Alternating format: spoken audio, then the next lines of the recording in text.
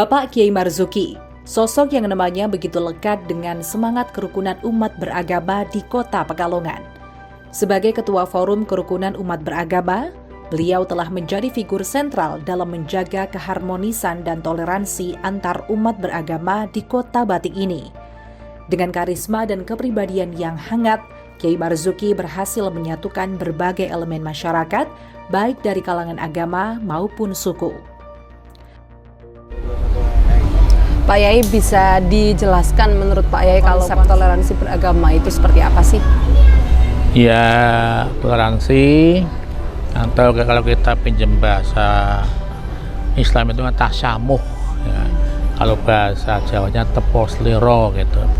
Kalau kita melihat pengertian yang letterlek ya, itu biasa diartikan sebagai sikap saling menghormati, menerima, menghargai pendapat yang berbeda, baik mengenai keyakinan dan lainnya, dan juga apapun yang dilaksanakan orang lain, kelompok lain, kita bisa menerimanya.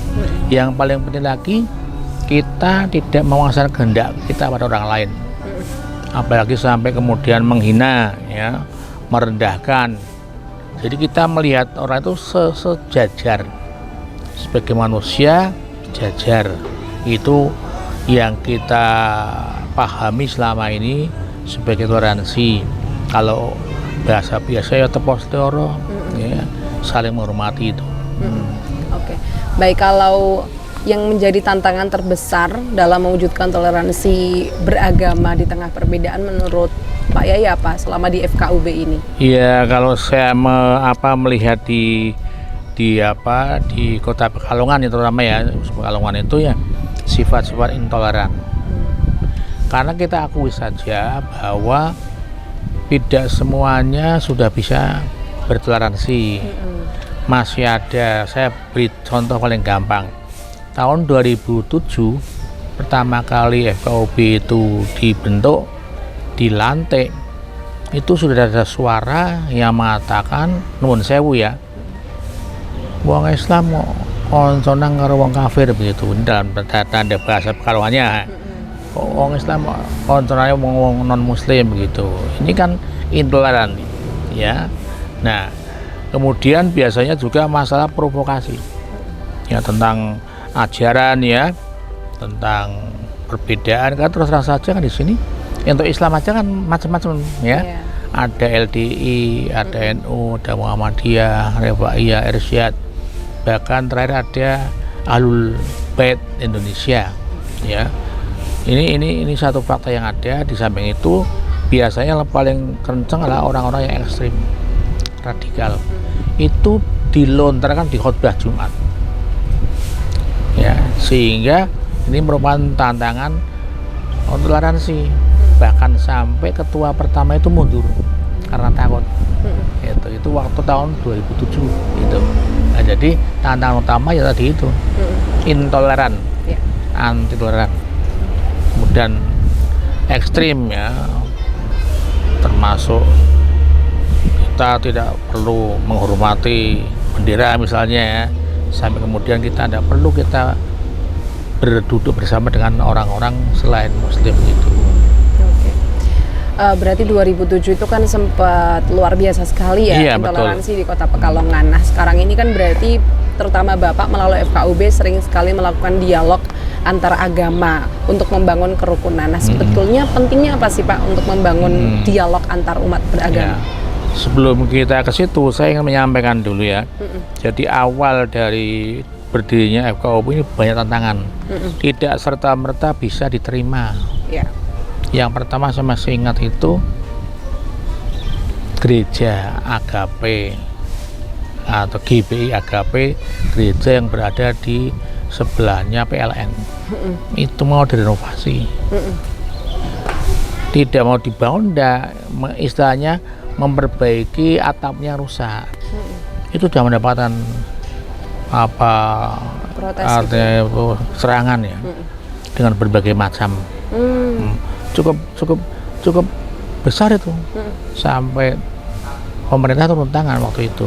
Kemudian kelenteng, Bu Antian, itu sesama Tionghoa, penganut Konghucu dengan Tridharma. Ini kan karena tidak punya toleransi, kemudian terjadi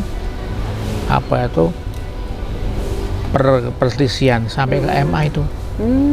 Lantas terjadi pula pernah warga Katolik Jalan Kurinci sini, Kurinci itu pernah juga konflik itu. Lalu terjadi juga konflik di Kerapiak 7, Gang 7 maksudnya, tentang masjid Islam dengan Islam itu. Hanya beda ormas ya. Kemudian Al-Fawas itu pondok milik Irsyad yang dibangun di Tegalrejo sini. Kemudian antara masjid NU dengan masjid NU. Ini sekalipun karena sebetulnya toleransi itu tidak hanya masalah dengan agama lain, sesungguhnya juga sesama Islam sudah toleransi. Ya, kan? Nah kemudian kami sendiri waktu itu saya menganggap suatu hal yang berarti itu ada tantangan itu, kami ingin bertemu dengan Romo Gereja 1 Petrus itu tidak mau ditemui. Setelah 3 bulan baru menemui saya, saya yakin itu. Nah kemudian tadi untuk menjawab pertanyaan tadi yang berkaitan pentingnya dialog. Ya itulah. Karena terus terang kan orang itu biasanya, saya pengalaman ini. Jadi sebetulnya kita bertemu itu sangat penting sekali. Karena apa? Kalau kita tidak bertemu itu ibaratnya kita saling menyalahkan ya, hanya omongan saja. Tapi manusia itu punya hati. Ketika bertemu kan beda. Betul beda. Nah itulah sehingga dengan dialog itu diupayakan menjadi komunikasi. Saya itu pun belum tentu berhasil.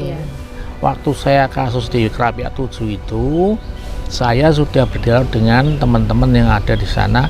Nuwun sewu itu Islam yang cingkrang itu ya.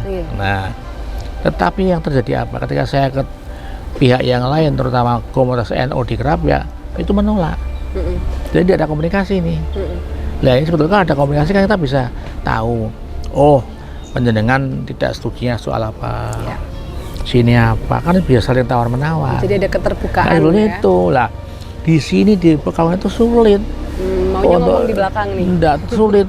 Kadang-kadang apalagi sudah mengatakan, lah pokoknya sekarang repot kalau pokoknya itu. Nah, itu masa lalu walaupun sekarang sudah ada banyak perubahan. Ya.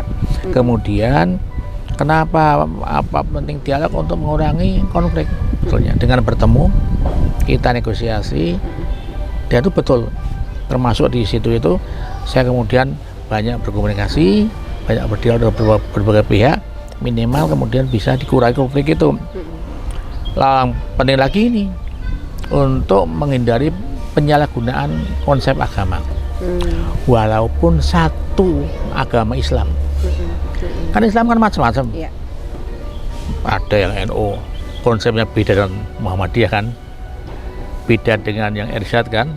Nah, dan ini kita berusaha dengan bertemu. Saya buktikan di FKUB itu setelah kita bertemu di sini, kita bisa berkomunikasi. NU, Muhammadiyah, Refaiyah, LDI itu beda-beda, Mbak. Misalnya nih ya, Muhammadiyah dan NU itu kan rukun Islamnya itu kan 5. Refai 1. Ini bagaimana saya kemudian dengan dialog itu kita bisa tahu, oh kenapa kok 1, kita ngomong-ngomong, oh begini, kok 5 artinya bisa menerima. Ini kemudian terbangun toleransi karena dialog itu. Sudah sehingga sekarang itu di FKUP tidak ada persoalan. Mau 1 berapa, termasuk misalnya kenapa jamaah panjangan tidak mau sholat bersama-sama dengan orang lain, ada dasarnya. Misalnya orang Refaiyah itu tidak gampang jamaah dengan orang lain. Nah NU kan pokoknya ada imam ya jamaah. Nah oleh karena itu kemudian kita berdialog itu diantaranya untuk meminimalisir penyalahgunaan konsep agama itu. Lalu kemudian yang jelas kan meningkatkan hubungan sosial dari hati ke hati ya. Beda kan ya kalau kita dengan dia bertemu bisa oh seperti itu nyatanya. Itulah pentingnya dialog, Pak. Jadi untuk membangun komunikasi lebih intensif. Baik.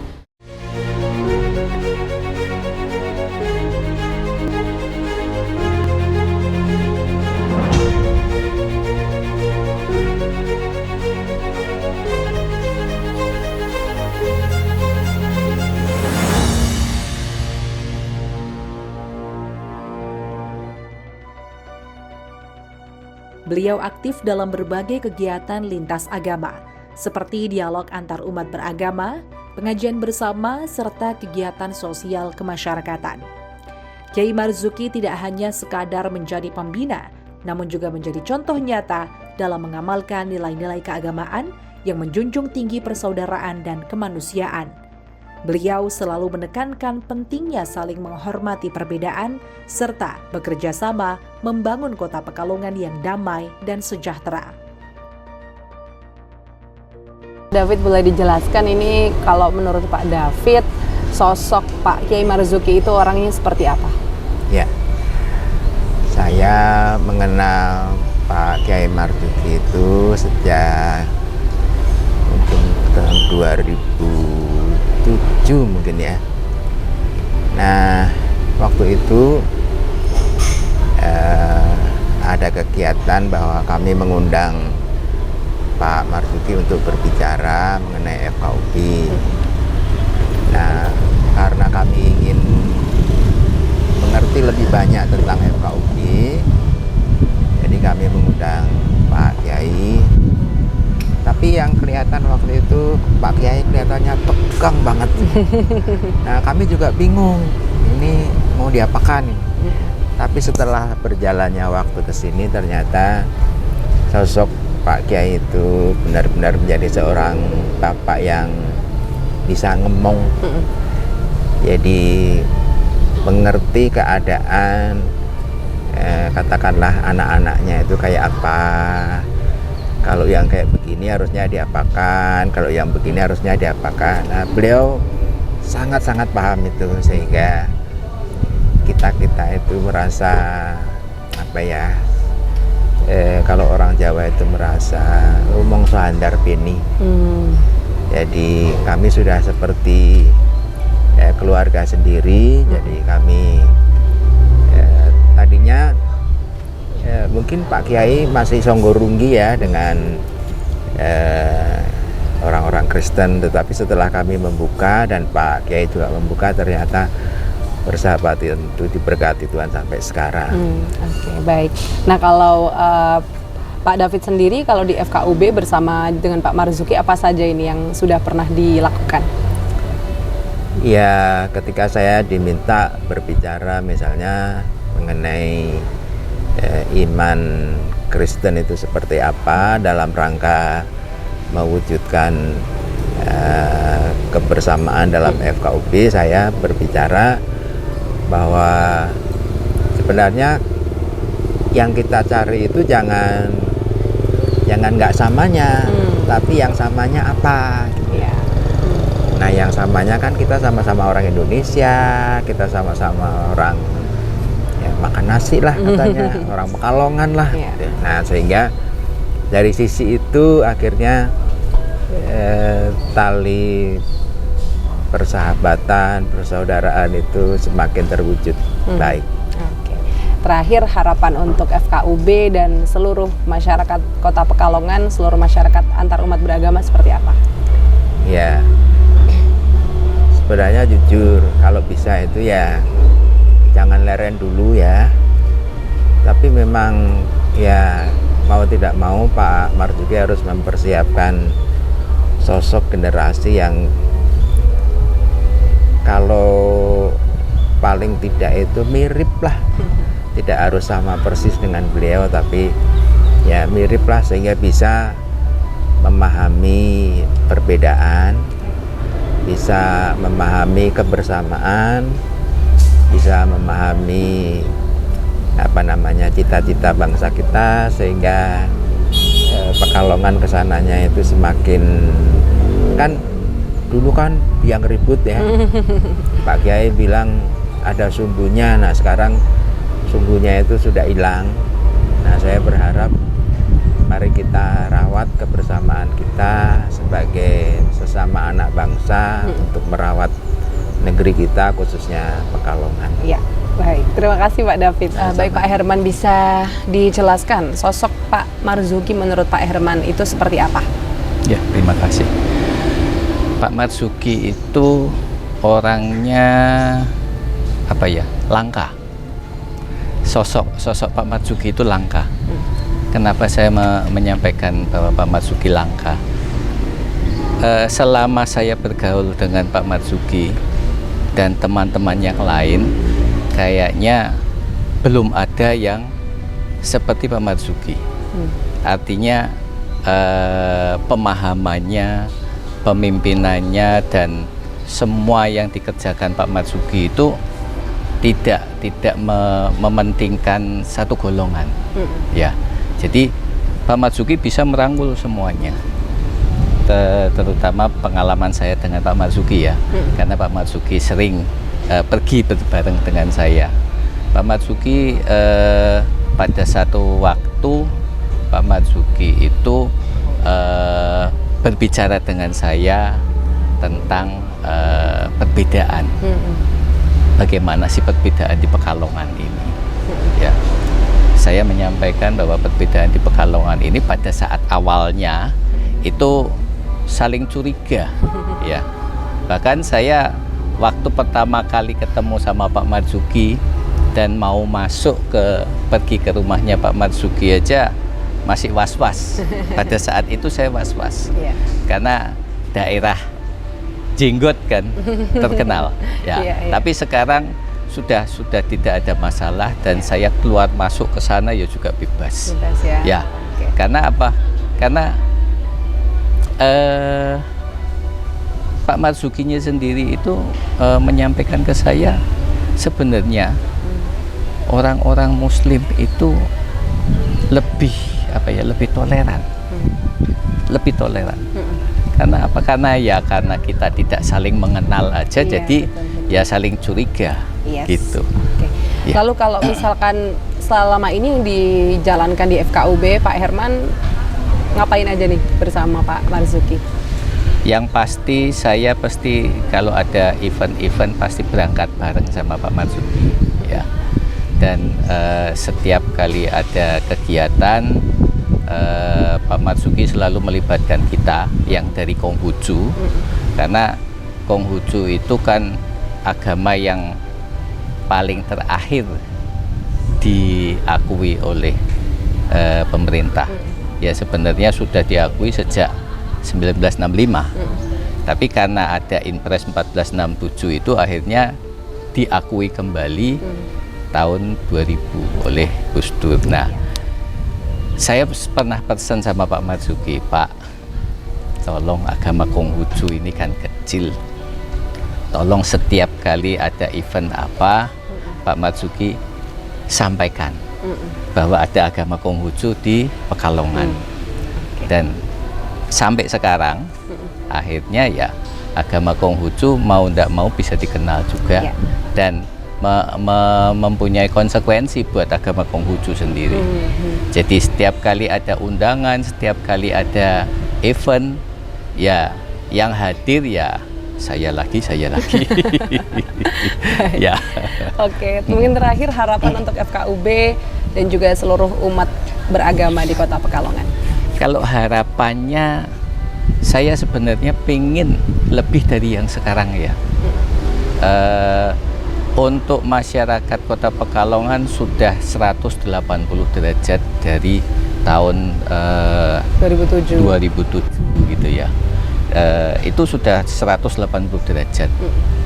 Buktinya setiap ada pemilu ya, yang terakhir ini kan Pilpres dan Pilkada nggak ada masalah apa-apa. Yang penting Pekalongan itu jangan diusik masalah kepentingan orang Pekalongan.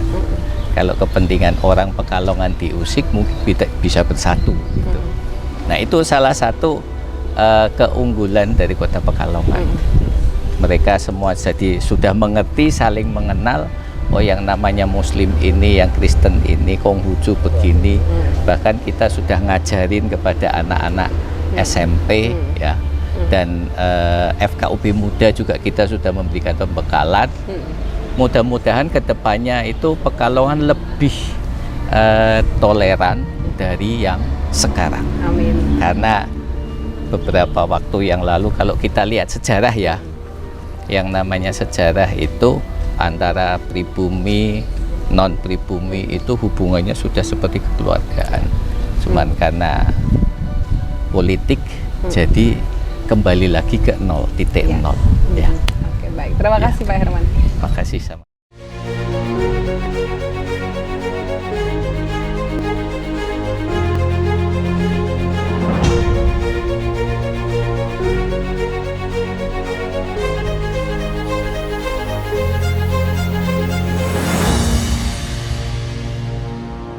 Kalau bisa digambarkan singkat saja Pak, dari Kota Pekalongan sendiri sekarang sudah sejauh mana sih perkembangan toleransinya? Iya, sebetulnya kan kalau saya yang jawab kan tidak etis ya, tapi sebagai referensi itu kemarin ada seorang penganut Katolik menulis buku saya, biografi saya yang berjudul Kiai Haji Ahmad Marzuki, Kiai FKUB.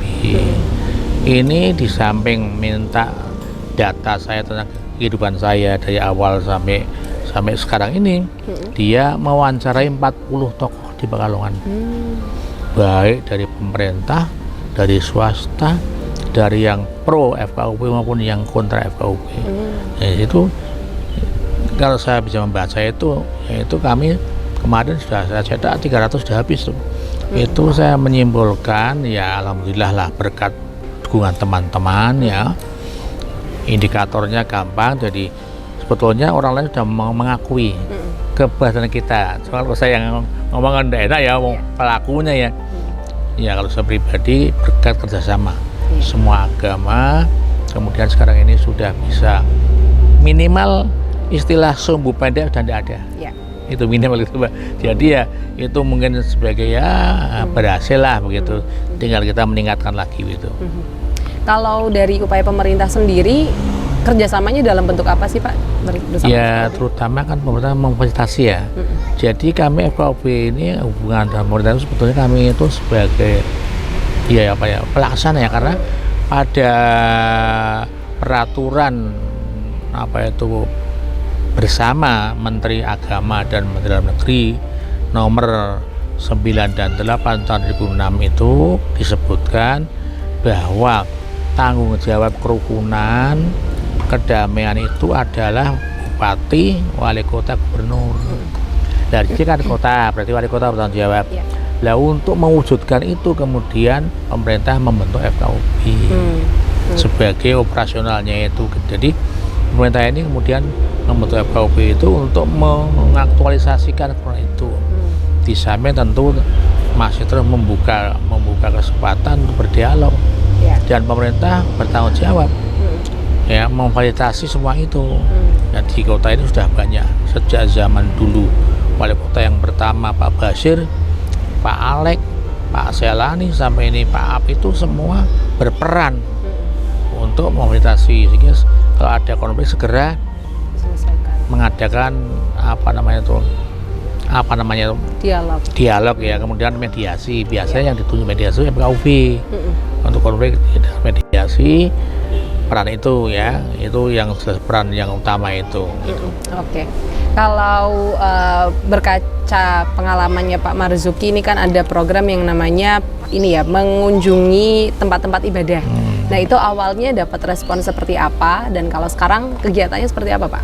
Jadi pertama kalau secara pribadi saya kan latar belakang saya kan sekolah di madrasah yang kolot itu ya, karena saya sekolahnya itu kan dipisah putra putri ya. Itu ketika awal saya mau masuk gereja pun saya ada pergolakan batin, betul-betul pergolakan batin. Jadi ada rasa takut juga. Siapa tahu saya nanti masuk gereja kemudian meninggal dunia di gereja ya. Nanti kabarnya Pak Marzuki mati di gereja ya. Itu tapi kemudian lama-lama saya mencari referensi ya bagaimana hukumnya masuk sana. ternyata saya dapat referensi, ya diperbolehkan tidak apa-apa, walaupun ada yang melarang. Tapi ini kan perkara debatable, sehingga tidak boleh diklaim satu pihak. Hanya kami adakan program kunjungan rumah ibadah. Saya dan teman-teman yang di FKUB kan 6 agama, termasuk ormas Islam juga 5. Saya ajak berkunjung ke gereja. Banyak gereja di Kota Pekalongan. Kemudian baik Katolik maupun Protestan, masuk vihara, masuk pura, masuk kelenteng gitu. Nah, ini ternyata tadi dari dialog ini banyak kita dapatkan. Jadi kemudian kita itu menghargai bahwa sebetulnya kita itu kan Tuhan sendiri kan, ajaran kita sendiri kan mengatakan cintailah orang lain seperti mencintai diri sendiri kan. Ya kan, jadi kita melihat kemanusiaannya. Itulah kemudian kami sekarang sudah tidak ada beban, tidak ada beban masuk ke rumah-rumah ibadah lain. Demikian pula yang pernah juga yang non muslim kami ajak masuk di masjid LDI gitu. Jadi inilah kemudian sekarang sudah tidak ada beban, jadi nggak biasa gitu. Oke, mungkin terakhir Pak, harapan untuk FKUB dan untuk toleransi Kota Pekalongan seperti apa? Ya tentu memang butuh waktu Mbak ya, butuh waktu. Tapi saya sudah merasa berbahagia karena sudah ada perubahan yang luar biasa. Cara pandang, cara berpikir sudah luar biasa. Karena kita harusnya dia itu dialog, misalnya dialog lah. Dialog. Contoh paling mudah dulu kalau Lebaran itu banyak orang-orang teman-teman non muslim terutama dari Katolik ke rumah saya. Kan suster pakai kasalib itu tetangga saya kan kaget waktu itu. Tapi lama-lama bisa menerima, minta selfie bersama, foto bersama. Jadi memang kita butuh waktu, yaitu dengan sabar dan kita terus berdialog, dan kebetulan kan saya pribadi ada mendapat keuntungan. Saya dipercaya oleh pemerintah kan dulu mengisi di Badak TV juga di RKP sampai sekarang sejak tahun 2005 itu disitulah kami menyelipkan nilai-nilai toleransi sedikit demi sedikit sehingga kemudian kami banyak dari pendengar itu menjuluki kami kan FKUB jadi ya tidak apa-apa lah, yang itulah saya juga merasa ini semua kerjasama semua teman-teman dari agama Islam, NU, Muhammadiyah, Irsyad, Refaiyah, Al-Irsyad, dari teman agama Buddha, Hindu, Konghucu, Katolik dan Kristen Protestan. Itu. Dan saya berharap ke depan ini kota kita tidak hanya ramah anak tapi juga ramah agama. Ramah agama. Karena kan sudah kita puncak toleransi sudah tinggi, kita sudah tidak lagi mempermasalahkan hal itu karena itu urusan masing-masing pribadi dengan Tuhannya kan ya gitu. Oke, terima kasih Pak Wali. Iya, terima kasih. Melalui kerja keras dan dedikasinya, Kiai Marzuki telah membuktikan bahwa kerukunan umat beragama bukan hanya impian, tetapi sesuatu yang bisa diwujudkan jika dilakukan dengan tulus dan penuh kasih sayang. Sebagai Ketua FKUB Kota Pekalongan, Kiai Marzuki tidak hanya mengutamakan kepentingan agama atau golongan tertentu, tetapi juga kepentingan bersama untuk membangun kota yang damai, sejahtera, dan penuh keberagaman yang dihormati.